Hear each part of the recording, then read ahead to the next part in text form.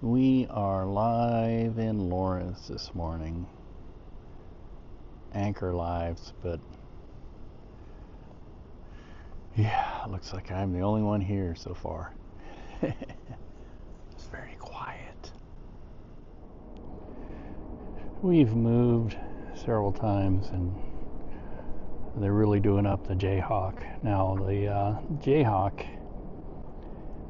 is a direct reference to the Civil War and the founding of Lawrence and Kansas, and they got several historic Jayhawks here. Look at that sunrise. Wow.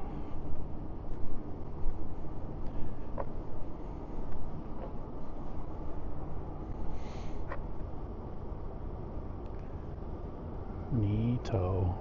See if I can zoom in on that sunrise over there.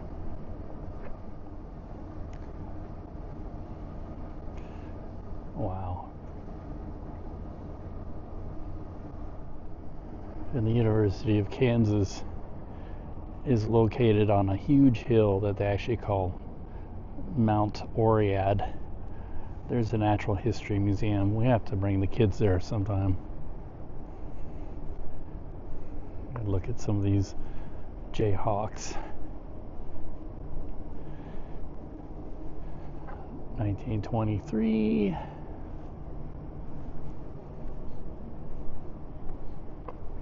1929. The Jayhawks were a militia from Kansas, and their uniform was, they were called the Red Legs. I know these Jayhawks here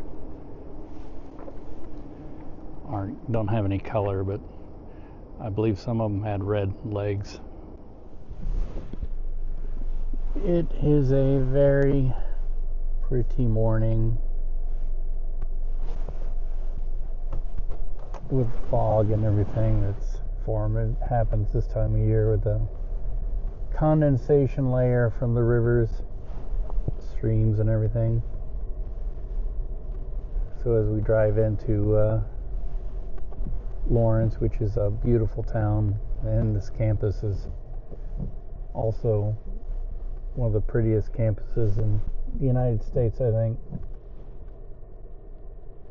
You know, that's, I think, strange for people to grasp that kind of thing and the kind of history that this area has, because, you know, people think of this part of the United States as like there's nothing here,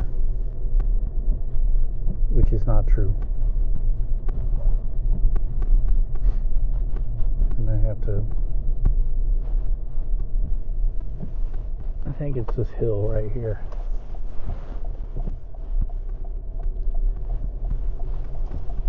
And, you know, they call this Mount Oread. It is a very steep hill, almost to the point of being a mountain. It was used during the Civil War as a lookout. I mean, it's very steep. It's not really a mountain, but it is pretty steep and tall, taller than the surrounding countryside.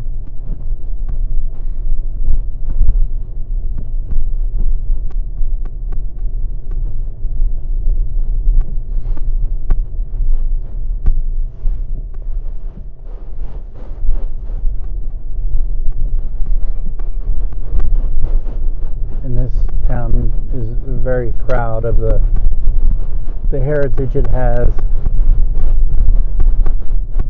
It's called the Free State Fortress. People came here from the northeast part of the United States mostly to settle this area. Settle this area. I gotta turn my thing off. And try and bring Kansas into the Union as a free state, meaning that slavery was not allowed here.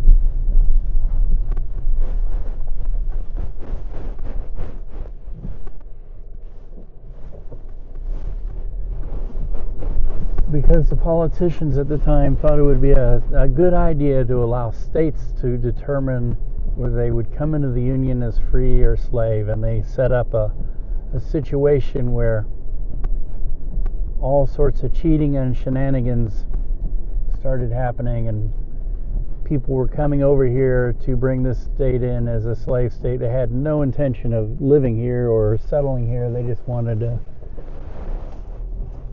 victory for their side, and there's a lot of that stuff that's happened throughout history where people just they identify themselves with one side or another, and that's it.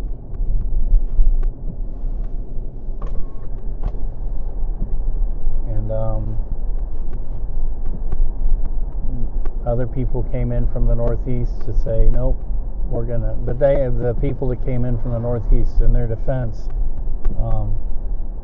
actually came here to live and settle. And they especially came from Massachusetts. And that's why this main street here is called Massachusetts Street. The streets here are named after states in the Union, for the most part, the north-south streets.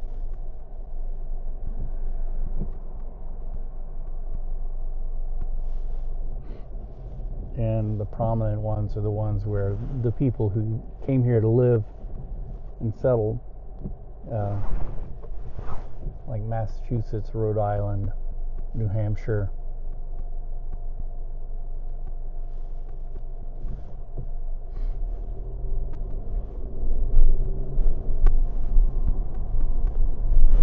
And this is a university town, and so there's a lot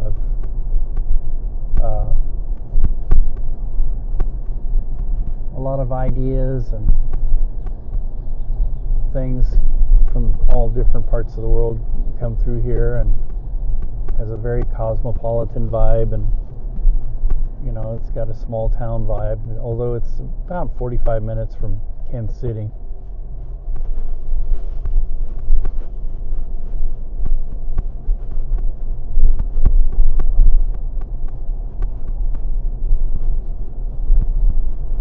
I always would love to come around here, especially in the mornings, and walk around and enjoy the scenery, and it's very peaceful.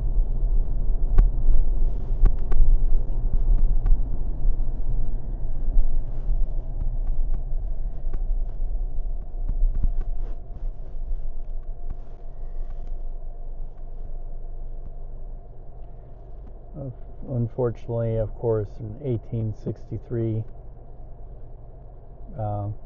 this town, when the state was coming in as free or slave, or they were trying to settle that. Essentially, the Civil War erupted in Kansas. It was known as Bleeding Kansas, and that happened in the 1850s. And John Brown came here, and he was pretty much a radical abolitionist. If anybody from the other side came around, he was like ready to bust heads. And in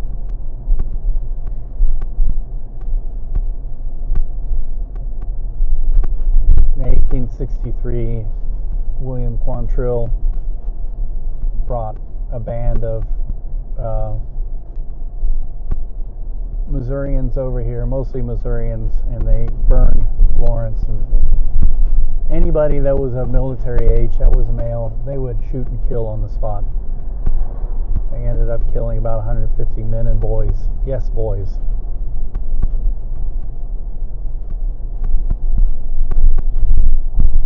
They did not discriminate when it came to that.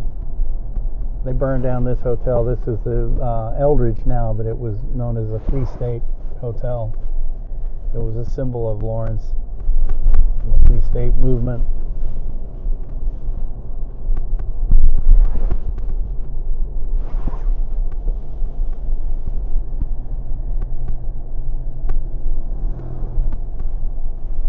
Let me see. I'll have to go around the block here and maybe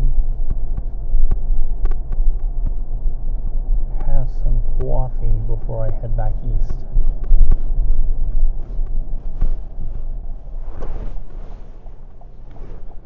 The sculpture over here is something about Phoenix rising from the ashes, and that's also a symbol of the city. It's a symbol of a lot of places. It's especially places that have faced adversity. They have this sculpture here. And it's a symbol also of Lawrence rising from the ashes.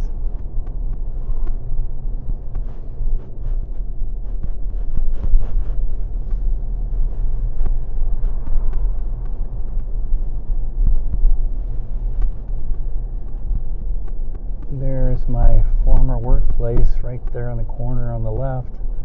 That used to be the well, they're redoing it, doing something to it. It used to be the cable news station, and I really loved working for that station.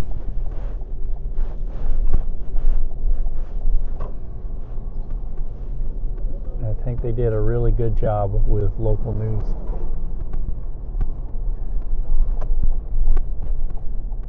There's the Eldridge again, the Free State Hotel, Free State Fortress, target of William Quantrill and his band, the pro-slave forces from Missouri, pro-Confederate. And it's odd too, because William Quantrill lived in Lawrence as a school teacher, and he was not from a typical Confederate state. He was from Ohio. His family was, that's where he was born and raised. So alright, let's try this coffee. It's about the only thing open right now.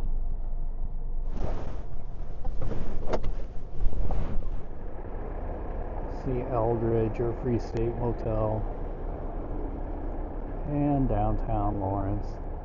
It's such a beautiful downtown. I've always loved it here. Let's get some coffee.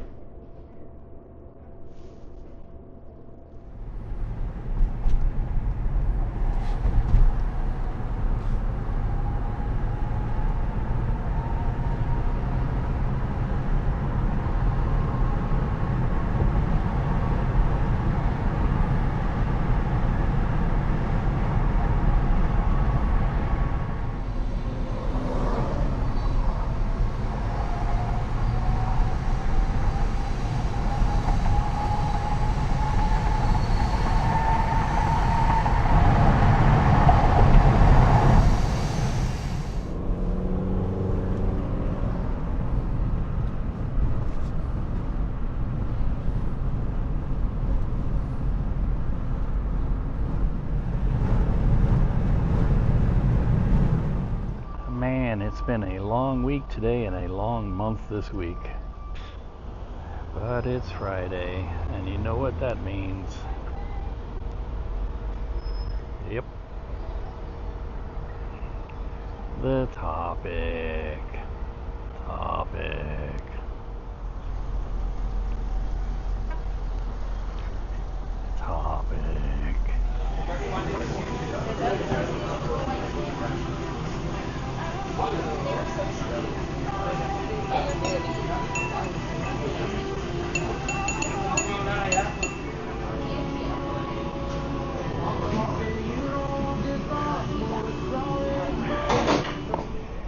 We are cessified.